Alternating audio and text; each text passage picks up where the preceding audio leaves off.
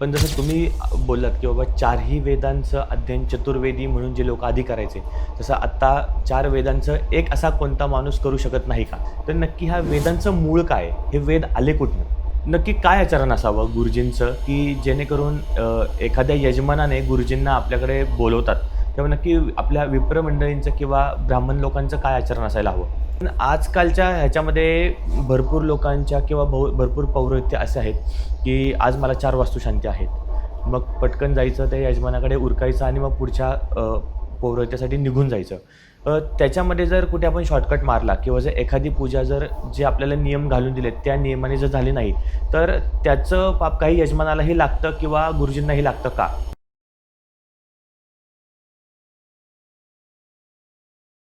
नमस्कार. पुन्हा एकदा सर्वांचं स्वागत आहे आपल्या ज्ञान जर्नी या चॅनलमध्ये. आज तुम्ही माझी वेशभूषा पाहत असाल. रोज मी पॅन्ट शर्ट ह्याच्यावरती पॉडकास्ट करतो. आज थोड्या वेगळ्या पद्धतीने मी बसलो आहे इथे पॉडकास्ट करण्यासाठी, या मुलाखत घेण्यासाठी. तुम्ही हा माझ्या शेजारचा सगळा परिसर पाहत असाल, तर ही एक वेदपाठ शाळा आहे आणि आज मी वेदपाठ शाळेमध्ये एक मुलाखत घेण्यासाठी आलेलो आहे. आणि आज आपल्या चर्चेचा विषयही खूप वेगळा असणार आहे, जे की आपल्या थंबनेलवरनं तुमच्या लक्षात आलेलाच असेल. आणि आज आपले जे पाहुणे आहेत, जे आपण ज्यांच्यासोबत आज मुलाखत करणार आहोत, ते पण फार विशेष आहेत. त्यामुळे आपण जास्त चर्चा करणार नाही आहोत तुमच्यासोबत. आपण डायरेक्ट मुलाखतीला सुरुवात करणार आहोत. आणि आज आपल्याला जे पाहुणे लाभलेले आहेत, की आमचंही भाग्य आहे की त्यांच्यासोबत आज आम्ही मुलाखत घेतोय त्यांची. अहिताग्नी वेदमूर्ती श्री शांताराम जोशी गुरुजी, आज आम्ही त्यांच्या वेदपाठ शाळेत आलेलो आहोत. ते निमित्त म्हणजे की त्यांच्याकडे घनपाठाचं पारायण होणार आहे. आता त्याची सविस्तर माहिती गुरुजीच आपल्याला देतील. मी तुम्हाला एक मुद्देसूद गोष्ट फक्त सांगतो, की आपण जे घनपाठाचं पारायण करणार आहोत, ते आपलं महाराष्ट्रामध्ये आणि आपलं असं भाग्य की पुण्यामध्ये ते पहिल्यांदाच होत आहे. तर ते नक्की काय आहे, कशा पद्धतीने होणार आहे, नक्की वेद म्हणजे काय असतात, आपण जे मंत्र म्हणतो ते तुम्ही पाहिलेच असेल, तर नक्की मंत्र म्हणजे काय असतं आणि पूजा म्हणजे काय असते, ह्या सगळ्याचं मूळ काय आहे आणि ह्या सगळ्याची सुरुवात कशा पद्धतीने झाली आणि त्याच्यानंतर की ह्या सगळ्या गोष्टी विज्ञानाशी कशा रिलेटेड आहेत किंवा कनेक्ट करतात, हे आपण ह्या पॉडकास्टच्या माध्यमातून गोष्टी पाहणार आहोत. चला तर आपण चर्चासत्राला सुरुवात करूयात. गुरुजी नमस्कार. नमस्कार. गुरुजी, तुमचा परिचय थोडासा आपल्या प्रेक्षक वर्गाला करून द्या आणि मग आपण चर्चेला सुरुवात करूयात. नमस्कार. मी अहिताग्नी शांताराम वसंत जोशी. मी मूळ मलकापूर विदर्भामध्ये जे आहे बुलढाणा जिल्ह्यात, तेथील निवासी. अध्ययनासाठी म्हणून बार्शी सोलापूर जिल्ह्यात जी आहे तिथे 10 वर्ष ऋग्वेदाचं अध्ययन मी केलं. अध्ययन पूर्ण झालं आणि पौरोहित्यासाठी म्हणून पुण्यात आलो.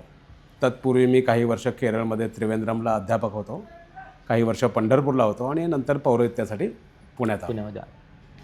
पुण्यात आल्यानंतर मग लक्षात आलं की केवळ पौरोहित्य हे आपलं ध्येय असू शकत नाही. एक काहीतरी आपल्याला वेगळं करायचं आहे असं एक मनामध्ये येत होतं, की केवळ पौरोहित्य करण्यासाठी आपण आहोत का? तर नाही. मग आपण केलेलं वेदाध्ययन जर आपल्याला पुढे सरकवायचं असेल, लोकांनी वेदाध्ययन करावं असं वाटत असेल, तर आपल्याला काहीतरी वेगळं केलं पाहिजे असं गेली 15-16 वर्ष मनात येत होतं. पण काय करायचं किंवा आपण काय करू शकू याचं चित्र स्पष्ट होत नव्हतं. पण योगायोगाने ते एका ठिकाणी आम्ही गेलो होतो, तर त्यांनी सांगितलं की ब्राह्मणाने काय करावं. जसं आपल्याला माहिती की पुण्यामध्ये गुळवणी महाराज म्हणून एक प्रसिद्ध होते, ते ज्यांच्या पाठशाळेत मी मध्ये होतो, नाना काळे म्हणून, त्यांचे गुरु. त्यांनी सांगितलं की ब्राह्मणाचं कर्म काय, तर यज्ञ, याग, दान, प्रतिग्रह, यजन, याजन हे सगळं ब्राह्मणाचं षटकर्म आहे. बरोबर. हे सगळं करत असताना त्यांनी ते करायचं सोडून केवळ पौरोहित्य करून पैसा मिळवावा असा अभिप्रेत नाही आहे.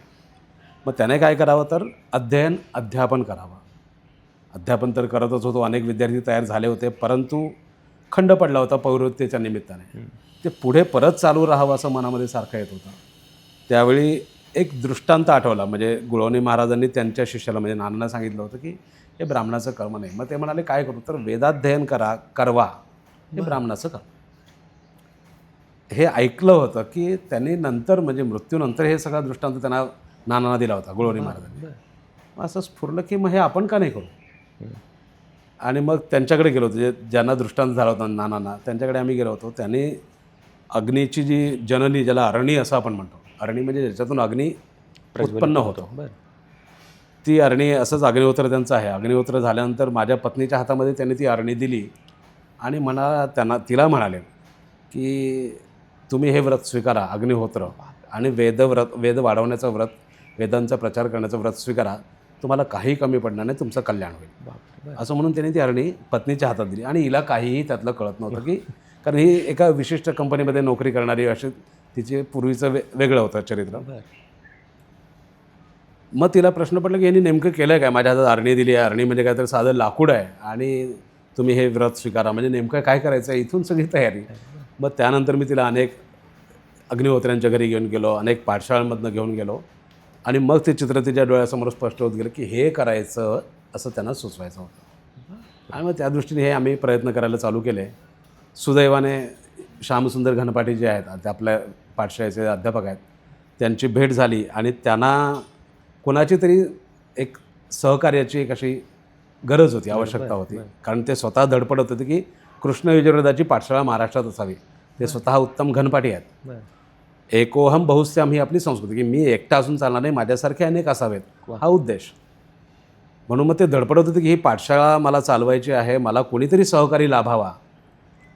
आणि सुदैवाने त्यांची भेट झाली आणि मग कळलं की हेच आपल्याला करायचं आहे. मग त्यांना सहकार्याची भूमिका करता करता आज ही आपल्याकडे 8 वर्षांतरची अशी स्थिती आली आहे की आपल्याच पाठशाळेतले विद्यार्थी घनपाठी जवळपास तयार झाले आहेत, आणि ते आता वेदपारायण आपल्या पुण्यामध्ये पहिल्यांदा करणार आहेत. त्याचं फळस्वरूप ही वेद पाठशाळा आपल्या घरी आहे. म्हणजे यज्ञशाळा, पाठशाळा, भोजनशाळा, गोशाळा, अशा 4 शाळा आपल्या आता एका ठिकाणी आहेत. सुंदर, क्या बात आहे. गुरुजी, मला जसं तुम्ही सांगितलं की ह्या सगळ्या गोष्टी तुमच्यासोबत घडल्या, तुम्हाला गुळवणी महाराजांचा वगैरे तुमच्या गुरुजींनाही दृष्टांत झाला. मला हे ऐकून घ्यायला आवडेल की तुमचं नक्की बालपण कशा पद्धतीने गेलं ह्या सगळ्यामध्ये? माझं शालेय शिक्षण जे आहे ते मलकापूर गाव जे मी म्हणालो बुलढाणा जिल्ह्यामध्ये, तिथे 6वी पास मी झालो. आणि त्यानंतर मी वेदाध्ययनासाठी उपनयनानंतर बाहेर पडलो. वेदाध्ययन करण्यासाठी मी बार्शीला आलो, जी सोलापूर जिल्ह्यामध्ये आहे. मात्र ती शहरात नसून शहरापासून असंच एक 5-6 किलोमीटर दूर अंतरावरती त्यांचं शेत होतं, आणि शेतामध्ये त्यांनी पूर्वी आश्रम पद्धत उभी केली होती. आश्रम पद्धत म्हणजे काय तर झोपड्या, म्हणजे कटाक्षाने त्यांनी केलं होतं. इमारती उभ्या करायच्या नाहीत, पक्कं बांधकाम नाही, तुरीच्या तुराट्यांच्या भिंती करायच्या, कुडाच्या भिंती त्याला आपण म्हणतो, आणि वरती उसाचं पाचट, सगळं सारवलेलं असायचं. आणि लाईट एखादा तो 60चा पूर्वी पिवळे बल्ब यायचे, तसे बल्ब, लाईट गेले की 8 दिवस अंधार. मग ते दिवे, त्याच्यात तुम्ही अभ्यास करायचा.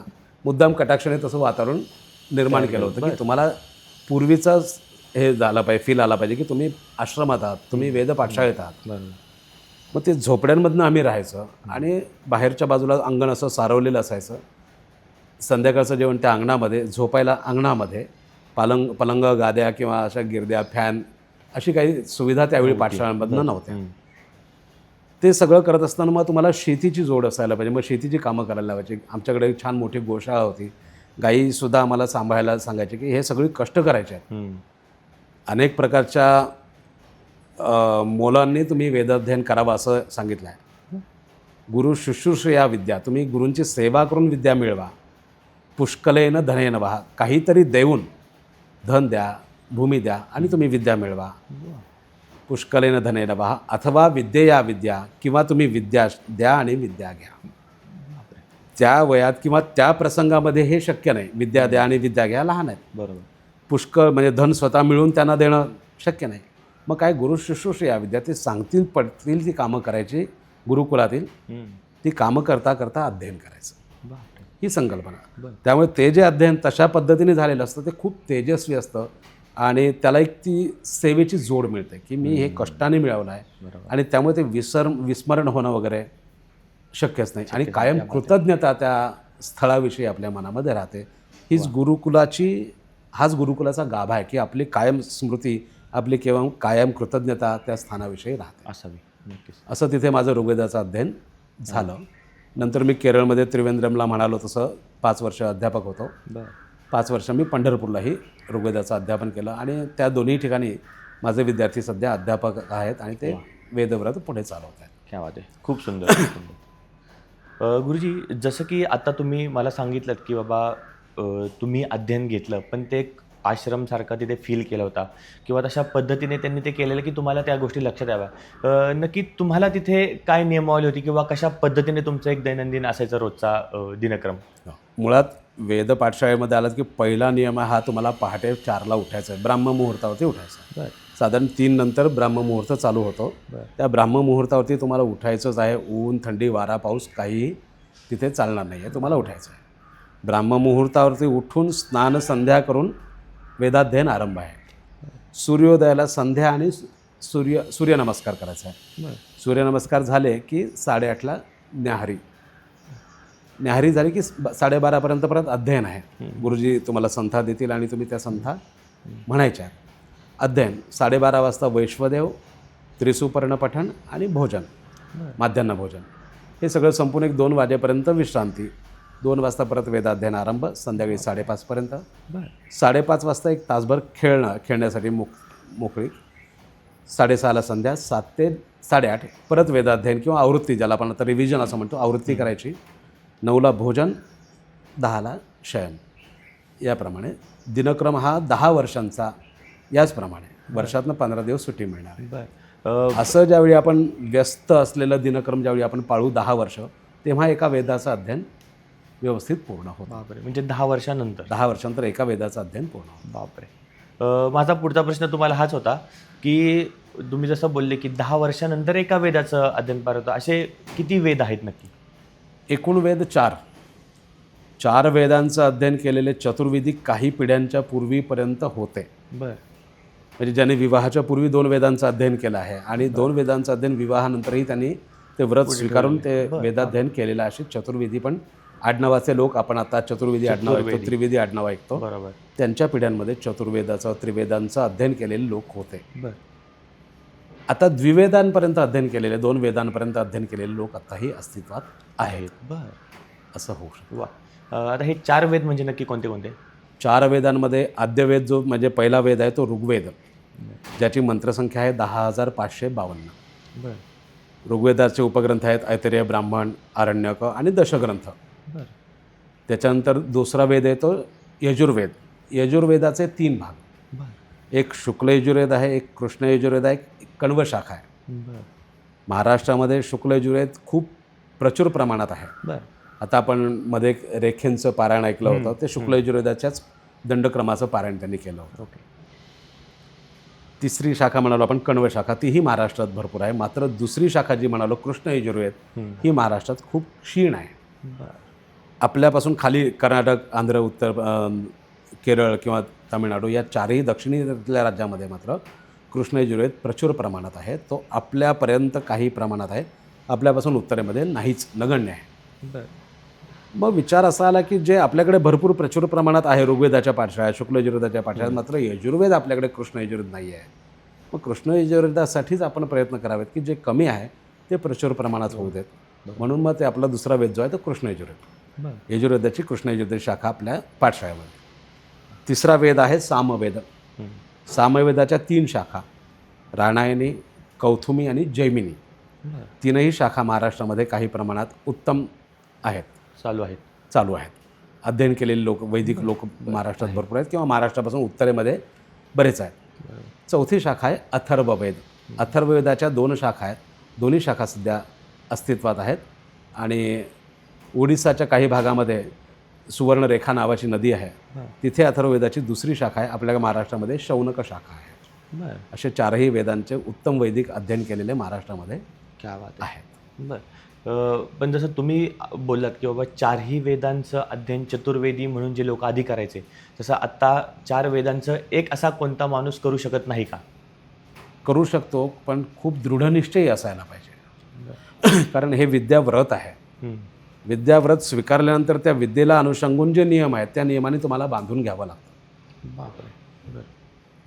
कारण आचारहीन न पुनंती वेदा हा असं शास्त्र आहे. जर तुम्ही आचारहीन असाल, तुमच्यामध्ये आचार नसेल, आचरण नसेल, तर वेद तुम्हाला पुनीत करत नाहीत. ते केवळ अक्षरांचं पठण होतं. जी सात्विकता, जे तेजोवलय आपल्याला अनुभवायला यायला हवं आहे, जी सात्विकता आम्हाला अनुभवायला यायला हवी आहे, जी शांतता आम्हाला अनुभवायला यायला हवी, ती येत नाही. कारण त्याने नुसतं मला हे शिकायचं म्हणून ते यांत्रिकतेने शिकलं आहे, म्हणून मग वेदाध्ययन करणाऱ्यासाठी विशिष्ट नियमावलीने त्याने स्वतःला बांधून घ्यायला हवं. मग हे सगळं किती वर्ष करू शकतो आहे मी? 20 वर्ष, 25 वर्ष. एखाद्याची ग्रास्पिंग पॉवर अधिक असू शकते, तो कदाचित तिसऱ्या वेदासाठी कमी कालावधी घेऊ शकतो, कारण मंत्रसंख्यामध्ये व्यत्यास आहे. ऋग्वेद सगळ्यात मोठा आहे, यजुर्वेद थोडासा कमी आहे, सामवेद कमी आहे, अथर्ववेदालाही बरीच मंत्रसंख्या आहे, त्यांची उपग्रंथ आहेत. प्रत्येकाच्या ग्रास्पिंग पॉवरवरती ठरतं की तो किती वेळ घेणार आहे. एखादा वर्षाचा कालावधी कमी जास्त होऊ शकतो. मात्र हे करत असताना त्याला त्या नियमाने बांधून घ्यावं लागतं. बापरे. पूर्वीच्या लोकांमध्ये ही दृढनिश्चयता होती, ते तेवढ्या निष्ठेने ते अध्ययन करत होते, ते शक्य होतं. आता थोडे व्यवधानं वाढल्यामुळे होऊ शकणार नाही असं मी म्हणत नाही, पण व्यवधानं वाढल्यामुळे तितके द्विवेदापर्यंत फार तर अध्ययन करू शकतात. बरं. जसं की तुम्ही आता प्रश्न विचारलाच की बाबा जसं तुम्ही बोलले की ते फक्त अक्षरांचं पाठांतर होईल, ते त्याच्यामध्ये ते आचरण येणार नाही किंवा त्यांच्यामध्ये ते आचरण येणार नाही. त्या मुद्द्याकडे मी येईलच. पण त्याच्या आधी मला तुम्हाला हे विचारायचं आहे की जसं मी तुम्हाला आता 4 वेद विचारले, तर नक्की ह्या वेदांचं मूळ काय? हे वेद आले कुठनं? एक श्लोक आहे, यस्य निश्वसितम वेदाः यो वेदेभ्यो खिलं जगत. या सगळ्या वेदांमध्ये कोण आहे तर साक्षात भगवान आहेत. विष्णू एक त्यांचं मूर्तिमंत स्वरूप म्हणूया आपण. मी तर त्याला निराकार म्हणतो, पण ते ठीक आहे की आपल्याला एक साकाराची एक उपासना केली पाहिजे म्हणून.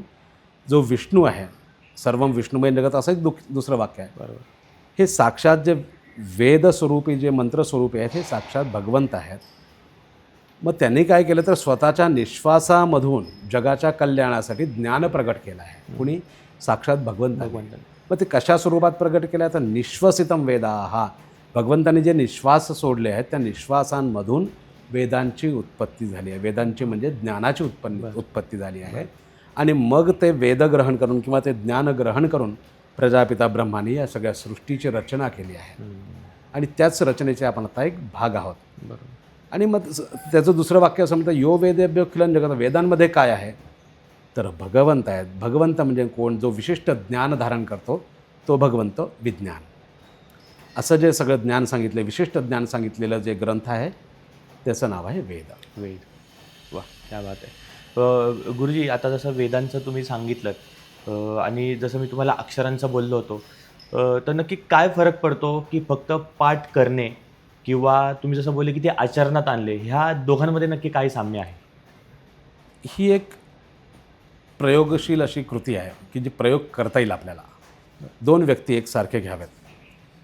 ज्याने केवळ तांत्रिकता म्हणून अध्ययन केलं आहे आणि ज्याने निष्ठेने अध्ययन केलं आहे, असे 2 व्यक्ती वेगवेगळ्या भिन्न स्वभावाचे निवडाव्यात आणि एकच पूजा, एकच मंत्र या व्यक्तीकडनं म्हणून घ्यावा. त्याने जो ओंकार लावला आहे सुरुवातीला, प्रत्येक पूजेला आपण आधी ओंकार लावतो, ओम श्री गुरुभ्यो नमः असं करतो. तो ओंकार लावल्यानंतर जी कंपनं निर्माण होणार आहेत ती माझ्या नाभीच्या वलयावरती आघात करतील, कुंडलिनीवरती. आपल्याला जाणवत आहे की अरे याने ओंकार म्हणला आणि मला जे डोळे आपोआप मिटले आहेत, माझे डोळे मिटले आहेत आणि माझ्या मनामधले जे तरंग आहेत ते शांत व्हायला सुरुवात झाली की समजायचं माझ्या शेजारी जो व्यक्ती बसला आहे आचारनिष्ठ आहे आणि त्या पद्धतीने अध्ययन केलं आहे. त्याच्या विरुद्ध जो तुमच्या दुसरी व्यक्ती जी म्हणालो आहे त्याने कितीही आटापिटा केला तरीही तुमचे डोळे मिटणार नाही आहेत. त्यात तांत्रिकता असणार आहे, तुम्हाला शांतता लाभणार नाही. हे केवळ चालली आहे, कृती चालली आहे. मनाला जी आम्हाला आल्हाददायक स्थिती असायला पाहिजे, मन जे शांत झालं पाहिजे, मला ईश्वराची अनुभूती आत्म व्हायला हवी, ती होत नाही. याचं एक संशोधन झालं होतं, थोड्या वेगळ्या विषयात झालं होतं. आता विषय निघाला म्हणून सांगतो की आयुर्वेदाचे एक वैद्य होते निष्णात प्रख्यात, त्यांचं नाव नको सांगायला, परंतु त्यांनी हा प्रयोग केला होता गर्भसंस्कारांच्या विषयी. 4 विशिष्ट महिने झालेल्या गर्भार स्त्रिया त्यांनी निवडल्या आणि हाच प्रयोग करायचा होता की एखादीला आपण सौम्य वाद्य ऐकवले आहेत, तंतुवाद्य म्हणूया, ऐकवले आहेत. दुसरीला वेदमंत्र ऐकवले आहेत. तिसरीला पॉप संगीत ऐकवलं आहे. चौथीला केवळ घाणेरडे संवाद ऐकवले आहेत. एकच रेकॉर्ड लावून ठेवली आणि तिने ते ऐकायचं आहे. ज्यावेळी बाळं जन्माला आली आहेत 9व्या महिन्यानंतर, मग त्या बाळांचं निरीक्षण करण्यात आलं. काय फरक पडतो आहे? ज्या बाळाने तंतुवाद्य ऐकले आहेत, शांत स्वभावाचं बाळ जन्माला आहे, चिडकं नाही आहे, त्याला चिमटे घेऊन पाहिले आहेत, त्याची सहनशीलता जास्त आहे. दुसरं बाळ ज्याने वेदमंत्र ऐकले आहेत ते अगदी तेजस्वी असं छान डोळे मिटून ध्यानस्थ असल्यासारखं बाळ जन्माला आहे. त्याला ज्यावेळी वेदमंत्र ऐकवले आहेत, ओंकार ऐकवले आहेत, त्याच्या लक्षात आलं की हे मी ऐकलं आहे, एवढंसं बाळ आहे जन्माला आलेलं आहे 2 दिवसापूर्वीचं. पण त्याला आठवलं की हे मी ऐकलं आहे, कारण ते ऐकताना गर्भाशयामध्ये हालचाली चालू होत्या आणि ते त्या गर्भावरती आघात करत होतं. त्याला आठवलं की हा ध्वनी माझ्या परिचित झालेला आहे. ज्यावेळी ते बाळ रडायला लागलं, त्याला ते वेदमंत्र आणि ओंकार ऐकवले. ते बाळ शांत झालं की हा ध्वनी माझा परिचित आहे. मात्र त्याचवेळी दुसरं बाळ आणून तिथे ठेवलं, ज्याने पॉप संगीत ऐकलं आहे, त्याला ते वेदमंत्र निरर्थक वाटत आणि ते अखंड रडतच होतं. त्याचवेळी त्याला पॉप संगीत ऐकवलं, त्याला ते परिचित होतं, कारण त्याने गर्भामध्ये असताना ते ऐकलं आहे आणि ते बाळ त्यावेळी शांत झालं आहे. अशा स्वभावाची बाळं जन्माला येतात, ही गर्भावरती परिणाम करतात. तद्वत आपल्या मनावरही परिणाम सकारात्मक व्हावे असं वाटत असेल तर योग्य आचरण असलेल्या व्यक्तीला आपण आपला पुरोहित म्हणून निवडावं. अशी जी व्यक्ती वेदाध्ययन करतील ते हे सगळे चराचरामधलं ज्ञान त्याच दृष्टीने पुढे नेतील. क्या बात आहे. जसं तुम्ही आत्ता बोललात की अशाच व्यक्तीला आपला गुरु किंवा गुरुजी म्हणून आपण आपलं जे नित्यकर्म आहे घरातलं किंवा पूजा अर्चा त्याच्यासाठी आपण बोलवावं. नक्की काय आचरण असावं गुरुजींचं की जेणेकरून एखाद्या यजमानाने गुरुजींना आपल्याकडे बोलवतात तेव्हा नक्की आपल्या विप्र मंडळींचं किंवा ब्राह्मण लोकांचं काय आचरण असायला हवं? शास्त्राने 6 नियम वैदिकांसाठी असं म्हणूया किंवा पुरोहितांसाठी असं म्हणूया, पुरोहित शब्द वापरूया. 6 नियम सांगितले आहेत. एकतर तुम्ही उत्तम अध्ययन केलेलं असायला पाहिजे. केवळ अध्ययन असून चालणार नाही, मी अध्यापनही करणारा असायला पाहिजे. प्रत्येक पुरोहित हा उत्तम अध्यापक असायला पाहिजे. तरच तो समाजाला उपदेश करू शकेल, तरच तो, कारण अध्यापक हा नेहमी उच्च शिक्षित आणि उच्च आचार विचाराचा असायला पाहिजे. त्याचे आचार विचारच आमच्यावरती समाजावरती परिणाम करणार आहेत. म्हणून तो अध्यापक असायला पाहिजे की त्याचे आचार चांगले असतात. दुसरं आहे यजन याजन, जो केवळ पौरोहित्य करतो आणि धन मिळवतो आहे, दक्षिणा मिळवतो आहे असा नको. जो स्वतःही काहीतरी ईश्वरासाठी आराधना करतो आहे, जो स्वतः काहीतरी रोज हवन करतो आहे. मग तो स्वतः कशासाठी हवन करतो आहे तर चराचराच्या या सगळ्याच्या सुचारू रूपाने हे चराचर असंच चालावं म्हणून या उद्देशाने त्याने हवन करावं रोज. यजन, जसं अग्निहोत्रादी उपासना आपण ऐकलेल्या आहेत वेदांमधल्या. बरोबर. यजन म्हणजे स्वतः देवतांसाठी निस्वार्थीपणे केलेलं यजन. याजन, इतरांकडून उत्तम पद्धतीने करून घेतलेलं कर्म याजन. याजन करून तुम्ही दक्षिणा मिळवावी. आणि दान जसं आपण घेतो, ब्राह्मणांना अधिकार आहेत इतर समाजाने दान द्यावं आणि आम्ही घ्यावं. दान आणि प्रतिग्रह, प्रतिग्रह ज्याला आपण म्हणतो, तुम्ही द्यावं आणि मी घ्यावं, घेण्याला प्रतिग्रह असा शब्द आहे. त्याचवेळी त्याचा विशिष्ट अंश मी दानही केला पाहिजे. कारण मी ज्या स्थितीत आहे, माझ्यापेक्षा खालच्या स्थितीमध्ये निम्न स्तरावरती असलेले लोक अनेक आहेत समाजामध्ये, त्यांचं उदरभरण झालं पाहिजे अशी त्याच्या मनामध्ये माया दया असायला हवी. त्याने ते दानही करायला असावं. असे जे यजन याजन करतील, अध्ययन अध्यापन करतील आणि दान प्रतिग्रह या षटकर्मांनी स्वतःला बांधून घेतात, ते उत्तम पुरोहित आहे. जसं की आता तुम्ही ह्या सगळ्या गोष्टी सांगितल्या, ह्याच्यामध्ये आपलं कर्म कुठेतरी काम करत असतं का? निश्चित करत असतं. आपण जेव्हा हे करतो ही ईश्वर आराधना आहे, ही भावना ठेवून एखादं कर्म करतो. मी आज तुमच्याकडे आलो आहे, एखादी पूजा करतो आहे किंवा तुमच्याकडे मी वेदांचं पारायण करणार आहे आणि ही मी एक प्रकारची ईश्वराची आराधना करतो अशी भावना ज्यावेळी माझ्या हृदयामध्ये असणार आहे त्यावेळी ते कर्म उत्तमच होणार आहे. कारण हे ईश्वर पाहतो आहे, ईश्वर पाहतो आहे, याला ईश्वर साक्ष आहे अशी ज्यावेळी मला भीती वाटत असेल किंवा माझी श्रद्धा असेल की ईश्वर आहे, माझ्या शेजारी बसला आहे, ते कर्म उत्तमच होईल. ज्यावेळी माझ्या मनामध्ये हे नसणार आहे, केवळ कर्म मला करायचं आहे आणि यातनं मिळणारी दक्षिणा मला घ्यायची आहे, त्यावेळी मात्र त्यात तांत्रिकता येणार आहे. कर्म उत्तम करण्यासाठी माझ्या मनामध्ये ईश्वराचा अंश आहे, मी हे करतो, ही ईश्वर आराधना आहे, अशा भावनेने केलं की ते कर्म उत्तमच होईल. क्या बात आहे. जसं की आत्ता तुम्ही ह्या सगळ्या गोष्टी सांगितल्या की कशा आपल्या मनात गोष्टी असायला हव्यात ब्राह्मण लोकांच्या, जेव्हा आपण एखाद्याच्या घरी पौरोहित्य करण्यासाठी जातो. पण आजकालच्या ह्याच्यामध्ये भरपूर लोकांच्या किंवा भरपूर पौरोहित्य असे आहेत की आज मला 4 वास्तुशांती आहेत, मग पटकन जायचं, त्या यजमानाकडे उरकायचं आणि मग पुढच्या पौरोहित्यासाठी निघून जायचं. त्याच्यामध्ये जर कुठे आपण शॉर्टकट मारला किंवा जर एखादी पूजा जर जे आपल्याला नियम घालून दिलेत त्या नियमाने जर झाली नाही तर त्याचं पाप काही यजमानालाही लागतं किंवा गुरुजींनाही लागतं का? दोघेही दोषी ठरतात. यजमानही दोषी ठरतो कारण यजमानांनी योग्य आचार्य निवडलेले नाही आहेत. मात्र त्याचवेळी जास्त दोषी कोण आहे तर तो पुरोहित आहे, कारण तो त्यातला तज्ज्ञ आहे. यजमान अज्ञ आहे, म्हणूनच त्याने आपल्याला निवडले की हे कर्म विधीपूर्वक करण्यासाठी मी तुम्हाला नियुक्त करतो आहे. कर्मेदम विधीपूर्वकम, हे कर्म तुम्ही विधीपूर्वक करा, म्हणून मी तुम्हाला पॉवर ऑफ अटर्नी तुम्हाला मी या ठिकाणी नियुक्त करतो आहे आचार्य म्हणून. बरोबर. आचार्यांचं कर्म काय आहे की मला जेवढं उत्तमात उत्तम ज्ञान आहे ते मी वापरेन आणि त्याने तुमच्या या सगळ्या देवतांचं याजन मी करेन, त्यातनं जे फळ निष्पन्न होईल हे मी तुम्हाला देईन. अशी भावना असेल तर असं कर्म होणारच नाही. मग त्या दिवशी मी 2च पूजा करेन. तिसरी पूजा करण्याची क्षमता माझ्यामध्ये नाही, कारण ती तांत्रिकता येणार आहे. बरोबर. तांत्रिकता येणार आहे, त्याच्यामध्ये आत्मा राहणार नाही आहे. मग किती म्हणजे पुरे एवढं मला कळलं की असं घडणार नाही आहे. त्यामुळे ब्राह्मणाने मी अल्पसंतुष्ट असावं असं पूर्वीपासून सांगतात की थोडे अल्पसंतुष्ट व्हा. कुठल्या बाबतीत? धनाच्या बाबतीत ना, अध्ययनाच्या बाबतीत किंवा ज्ञानाच्या बाबतीत अल्पसंतुष्ट असून चालणार नाही. अगदी तुमच्या शेवटच्या क्षणापर्यंत तुम्हाला अध्ययन करायचंच आहे. नित्य नूतन काहीतरी अध्ययन करायचंच आहे. गृहस्थी झाला तरीही तुम्हाला रोज थोडंसं काहीतरी नवीन शिकायचं आहे. म्हणजे आयुष्यभर तुम्हाला विद्यार्थी राहायचं आहे, असंच आपला शास्त्राचा उपदेश आहे. मात्र धनाच्या बाबतीत तुम्ही थोडे अल्पसंतुष्ट असा, म्हणजे अशी कर्म घडणार नाहीत ज्यात जे निकृष्ट दर्जाचं आहे. उत्कृष्ट व्हायचं असेल तर स्वतःच्या गरजा थोड्या मर्यादित ठेवायच्या. जसं आपण आता सांगितलं की आपण एखाद्याच्या घरी पौरोहित्य करण्यासाठी जातो किंवा पूजापाठ करण्यासाठी जातो. आता भरपूर जणांच्या घरी वास्तुशांत असते, सत्यनारायणची पूजा असते, काही घरांच्या घरी नक्षत्राच्या शांती असतात.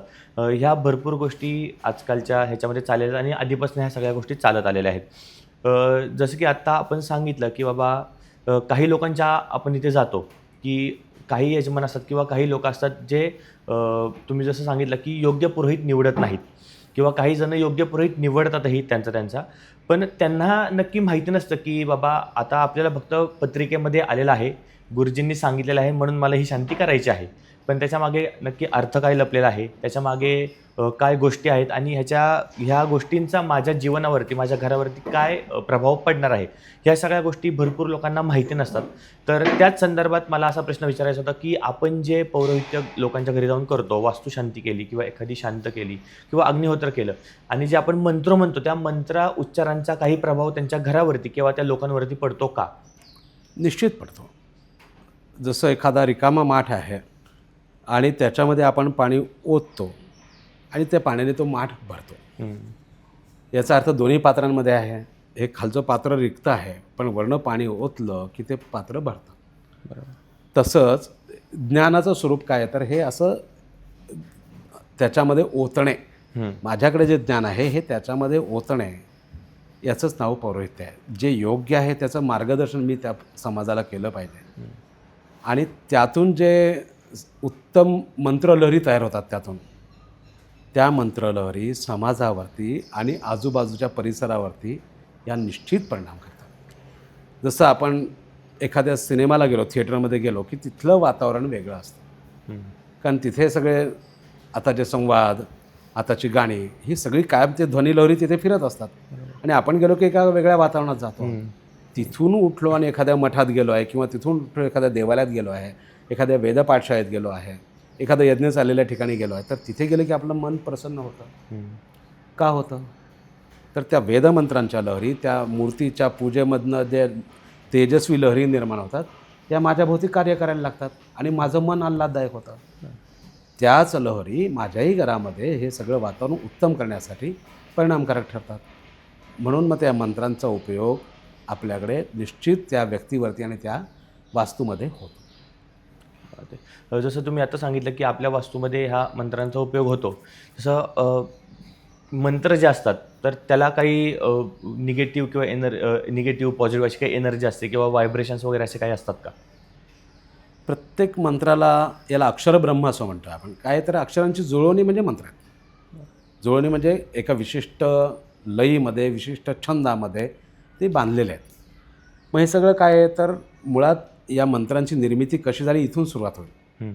मंत्रांची निर्मिती कशी झाली आहे, तर ध्यानाच्या विशिष्ट अवस्थेमध्ये, ध्यानाच्या तुर्य अवस्था म्हणून जी अत्यंत उत्तम अवस्था समजली जाते, त्या अवस्थेमध्ये जेव्हा एखादा ऋषी जातो आहे की ज्याला देहभानाचं स्थळ काळाचं कसलंही भान नाही आहे आणि ज्याला केवळ परमात्म्याच्या प्राप्तीची इच्छा आहे आणि तो त्या स्थितीला पोहोचला आहे, अशा स्थितीमध्ये पोहोचल्यानंतर, कारण भगवंतांनी निश्वास सोडले आहेत, त्यावेळी ह्या निश्वासांचे भास त्या ऋषींना होतात.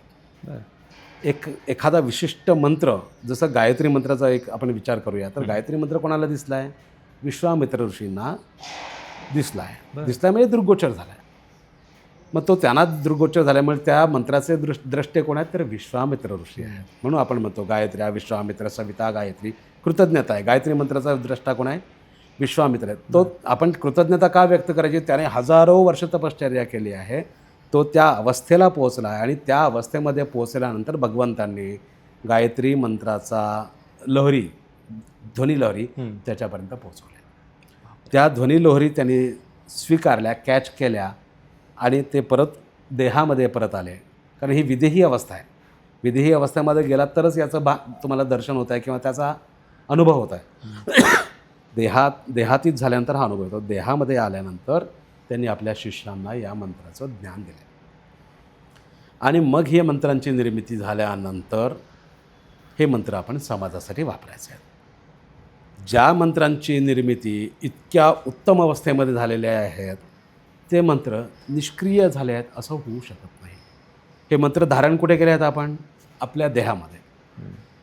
आपण म्हणू बुद्धीमध्ये धारण केलं आहे. बुद्धी कुठे आहे? माझ्या शरीरामध्ये आहे. पण शरीरामध्ये धारण करायचं म्हणजे माझं शरीर ही एक प्रयोगशाळा आहे. त्या दृष्टीने एकेका मंत्रावरती मी जर सिद्ध करतो आहे आणि एकेका मंत्रावरती मनन करतो आहे, त्याचा विचार करतो आहे असं जर ठरवलं, एकेका मंत्रावरती तुम्हाला काही वेळा आयुष्य घालायला लागतं.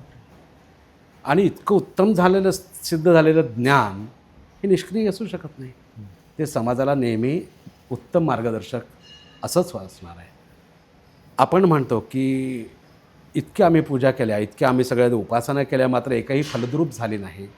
त्याला कारण आहे माझं मागचं जे काही जन्मांचं कर्म आहे, याही जन्मातलं कर्म आहे, ते इतकं प्रबळ आहे की त्याला पुनीत होण्यासाठी अनेक जन्म घ्यायला लागणार आहेत. मला अनेक जन्म घ्यायला लागणार आहेत. पात्र शुद्ध नसेल, माठच जर शुद्ध नसेल तर वर्ण कितीही पाणी शुद्ध होतलं तरी ते अशुद्ध होणार आहे. बरोबर. त्यासाठी काय तर पात्र शुद्ध असायला लागेल, ज्याच्यात मला ज्ञान होतायचं आहे ते शुद्ध करायला पाहिजे. तसा समाज शुद्ध झाला की हे सगळे कर्म फलद्रूप होणारच आहे. मी जर माझ्या मनामध्ये क्रुद्ध विचार घेतले आहेत, माझ्या मनामध्ये याला लुबाडायचं त्याला लुबाडायचं असे विचार चालले आहेत आणि पूजेला बसलो आहे, सिद्ध होणार नाही आहे ना. तुम्हाला मन शुद्ध पाहिजे, तुमचं तन शुद्ध पाहिजे, त्याचवेळी तुमची आसन शुद्धी पाहिजे. कारण हे एका तुम्ही ज्ञानाचं, एका ऊर्जेचं तुम्ही आवाहन करतात एका ऊर्जेला. त्यावेळी काही पॅरामीटर्स आहेत ना, कसं असावं, कसं बसावं. प्रयोगशाळेमध्ये तुम्ही कसे चपलाबूट घालून जाऊ शकणार आहात ना? तुम्हाला सॅनिटाईज होऊनच जावं लागणार आहे. तशा या वेदांचे काही नियम आहेत ना, त्या नियमांचं पालन करून जर तुम्ही केलं तर 100% तुम्हाला ते मिळणारच आहे. त्या वेदांच्या नियमांना अनुसरून मी ती पूजा करू शकत नाही, हे माझं कमीपण आहे.